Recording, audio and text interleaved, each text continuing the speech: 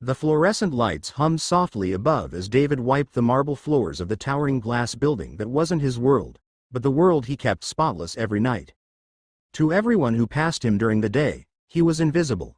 Just the janitor in a faded uniform, pushing a mop, with tired eyes that had seen too much and spoken too little. But what nobody knew, not even the executives who hurried past without a glance, was that David carried two secrets. One about his past, and one about his future. The past was heavy, a reminder of dreams abandoned when his wife died suddenly 3 years ago, leaving him to raise their 7-year-old daughter, Emily, alone. The future was fragile, resting on Emily's small shoulders, and every night David whispered to her in Dutch, the language of his mother, of his childhood, promising her that life would get better, promising her that he would find a way. That promise was about to be tested in a way he never imagined.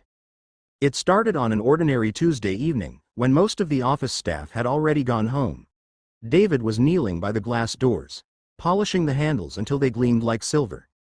His phone buzzed in his pocket, and when he saw the name flashing on the screen, Emily's teacher, his heart jolted.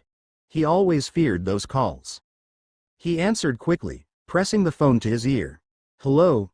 Ja, ik ben hier. His voice shifted into Dutch automatically, as it always did when he was nervous. The teacher explained Emily had a fever, nothing serious, but David should come quickly. Relief swept over him, and he thanked her with words that flowed like a river from his childhood. Dank you wel. Ik kom zo snel mogelijk. When he hung up, he turned, and froze. Standing only a few feet away was Claire Whitmore, the billionaire CEO who owned the building. Known in the press as the Ice Queen of Wall Street, she was rarely seen without an entourage. Tonight, she had come back alone, clutching a file, her expression unreadable. And she had heard him. You speak Dutch, she said simply, her voice echoing softly in the empty lobby. David's face flushed. I'm sorry, ma'am. That was just my daughter's school, she. But Claire interrupted, stepping closer. That wasn't just a phrase or two. You're fluent. David swallowed, unsure whether to explain or to retreat. My mother was Dutch. She taught me before she passed. It's just part of me. For a moment, silence hung heavy between them. Then something flickered in Claire's eyes, a shadow, a memory. Stay, she said quietly. I want to hear you say more. David blinked. Excuse me. Stay. Don't leave yet. Sit with me.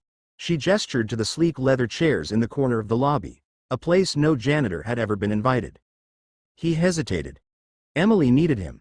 Yet something in Claire's tone, firm, but almost pleading, made him pause. Against his instincts, he nodded. They sat across from each other, the hum of the city muted by glass walls. Claire leaned forward. Say something else, in Dutch.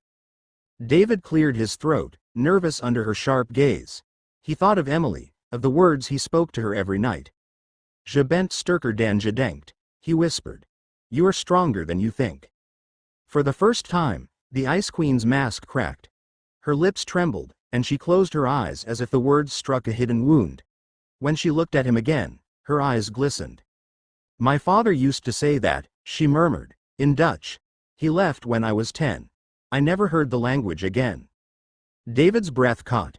He hadn't expected this. I didn't know. I'm sorry. But Claire shook her head. Don't be.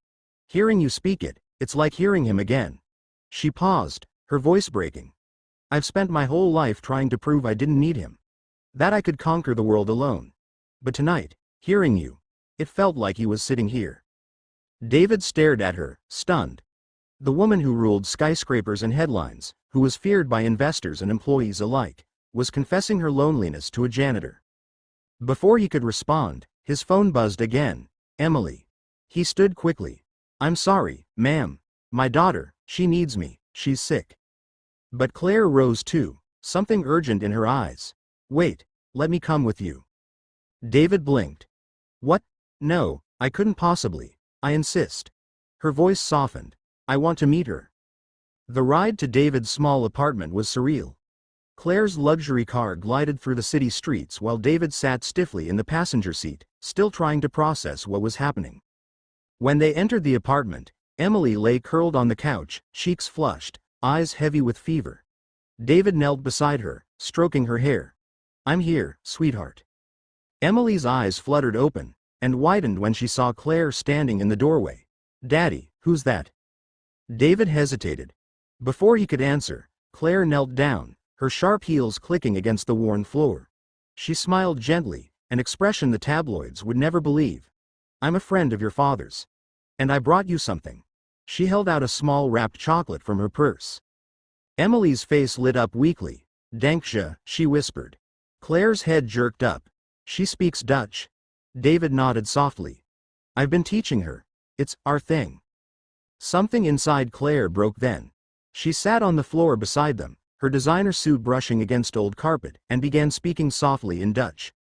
Words David hadn't heard in years flowed effortlessly, stories of her childhood, lullabies her father once sang. Emily listened with wide eyes, and for the first time in a long time, David saw his daughter smile through her fever. Hours passed. Emily drifted into sleep, and David turned to Claire, whispering, "Why are you here? You don't even know us." Claire looked at him, her voice barely audible. "Because I saw myself in her, and I saw something in you I don't see often anymore. Kindness. No one speaks to me like you did tonight. No one reminds me of what I've lost." David swallowed hard, his chest tight.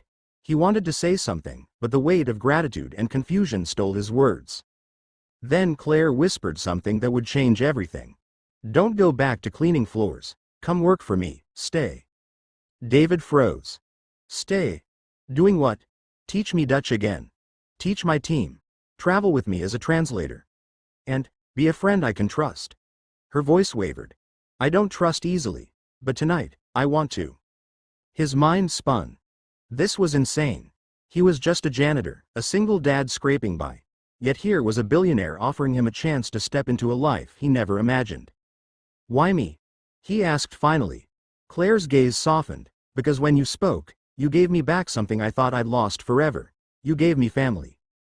David looked at Emily sleeping peacefully, her little chest rising and falling. He thought of all the nights he promised her a better future, in whispers of Dutch.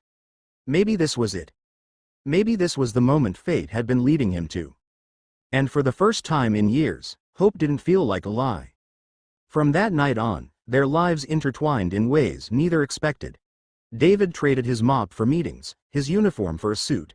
He traveled alongside Claire, not as a servant, but as someone she leaned on in boardrooms, whispered to in Dutch during long flights, and trusted in moments when the Ice Queen facade faltered. Emily flourished, her world opening wider than David ever thought possible. And Claire, once the loneliest woman in skyscrapers, found herself laughing in a small apartment with a little girl who reminded her that love wasn't weakness, but strength.